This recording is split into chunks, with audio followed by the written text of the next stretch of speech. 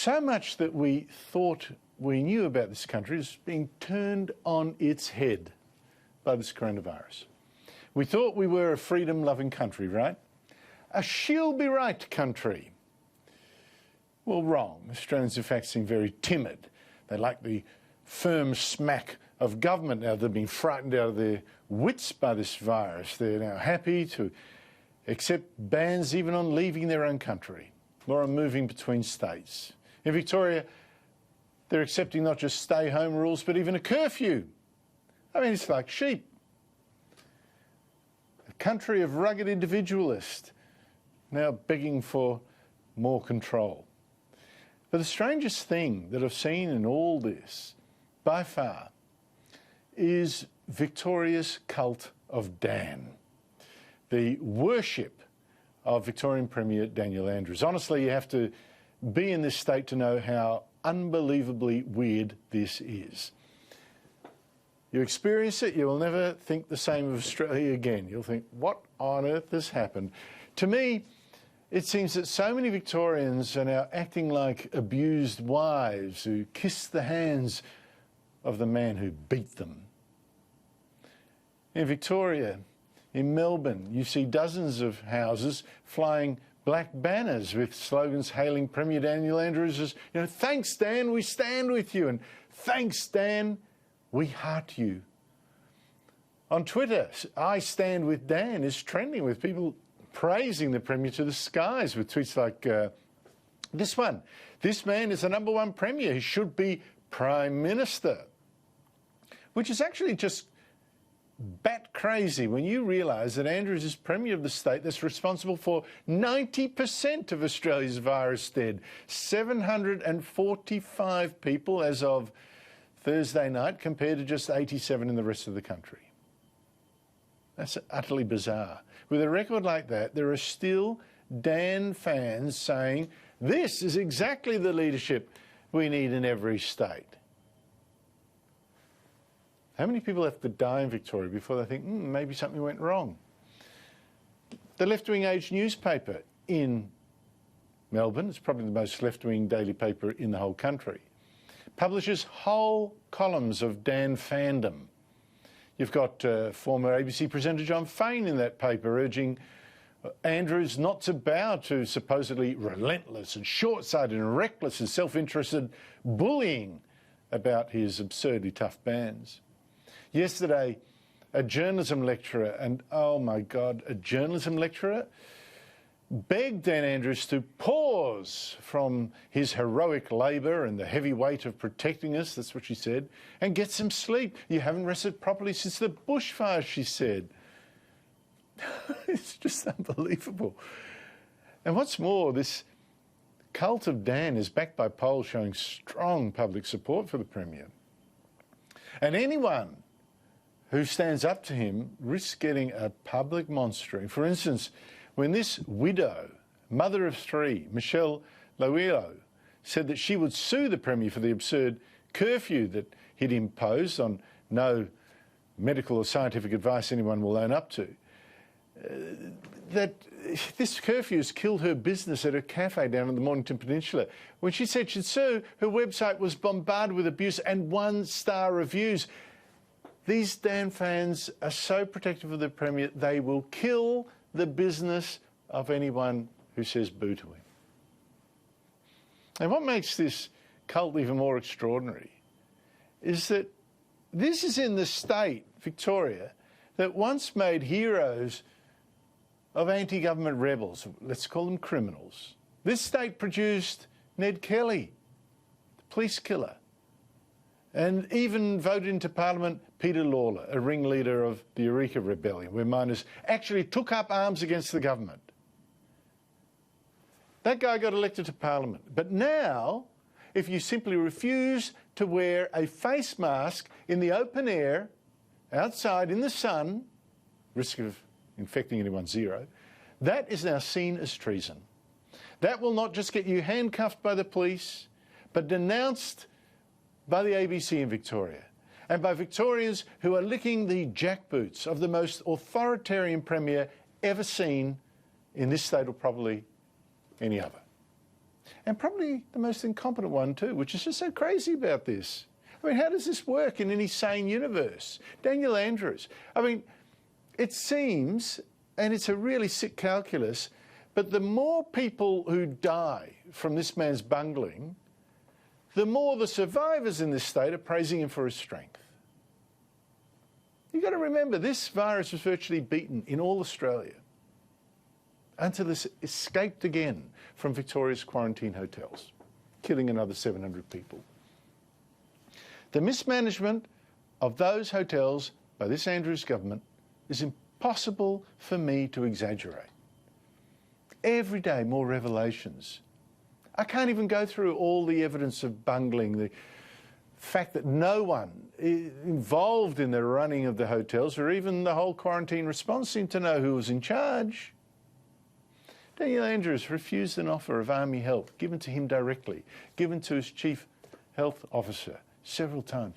Refused an offer of army help to run those quarantine hotel security, and then seems to have lied about that.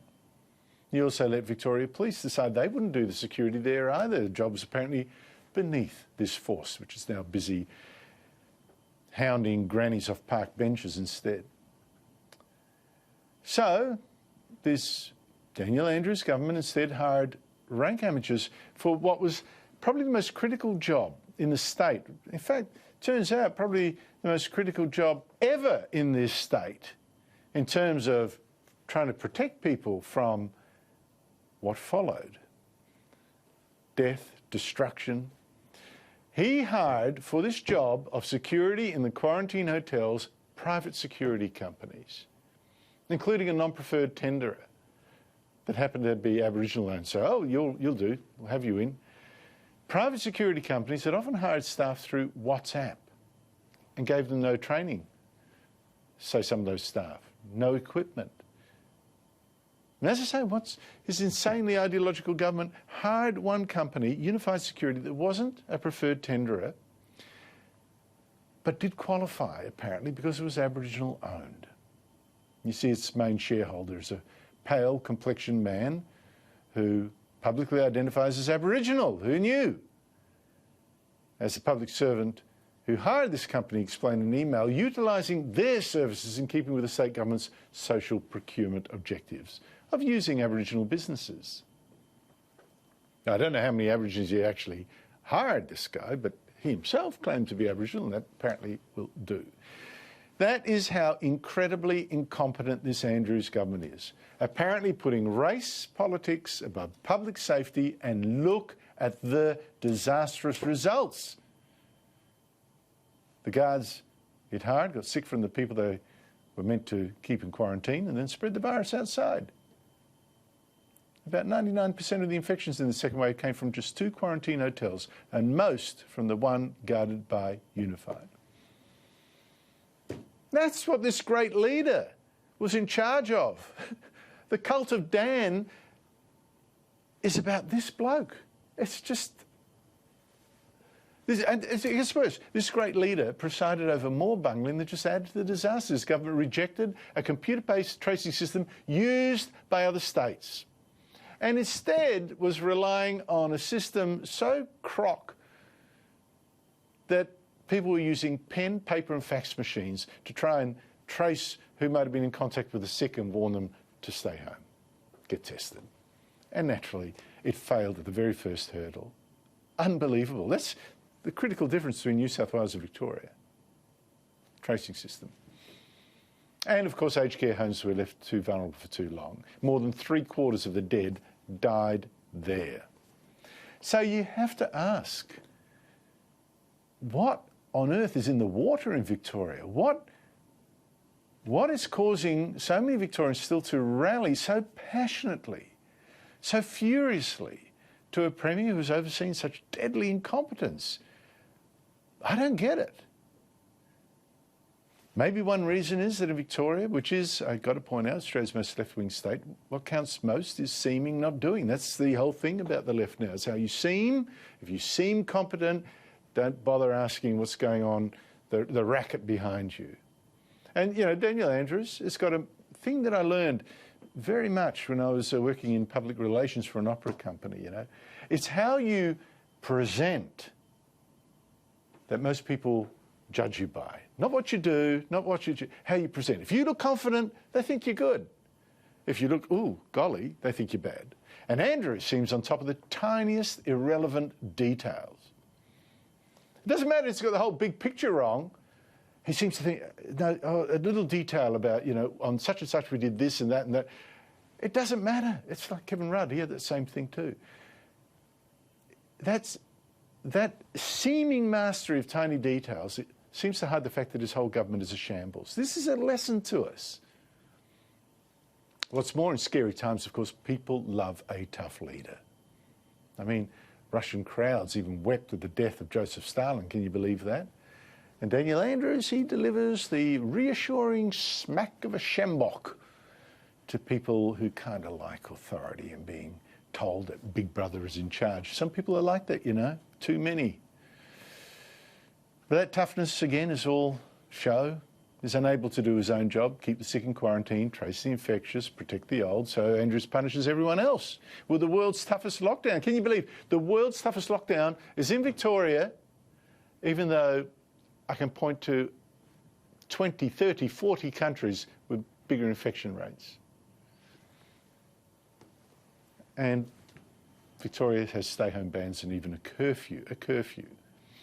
Now, the police, who should have been used from the start to track the sick and make sure they stayed at home, are now instead deployed in terrorising the healthy, chasing grandmothers off park benches, fining youths for going for a late-night hamburger, even handcuffing a mother in her pyjamas in front of her children for posting about a protest she was organising.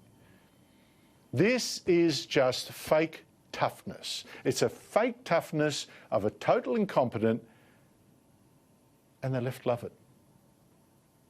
They don't even need this dictator, Dictator Dan they call him. They don't even need this dictator to make the trains run on time. It doesn't matter. At least dictators in the past had a standard to live up to. But here, Victorians don't seem to care that Dictator Dan's bans are destroying their economy brick by brick. Australia's unemployment figures yesterday.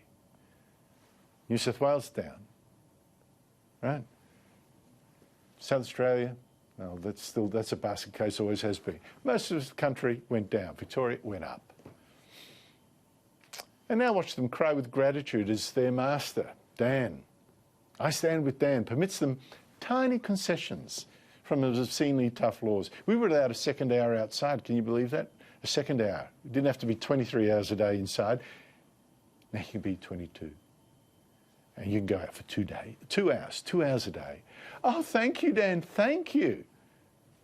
Can you believe it? And look, we got fewer infections the last few days than what this regime caused last month. Again, we've got to say, oh, bless you, from saving us from the disaster you only happen to cause. And then you get these tweets. This has really reminded us what real leadership looks like. Well, in Victoria, I'm afraid, this apparently seems like real leadership to a lot of people. Anywhere else that's sane, it looks like sheer madness.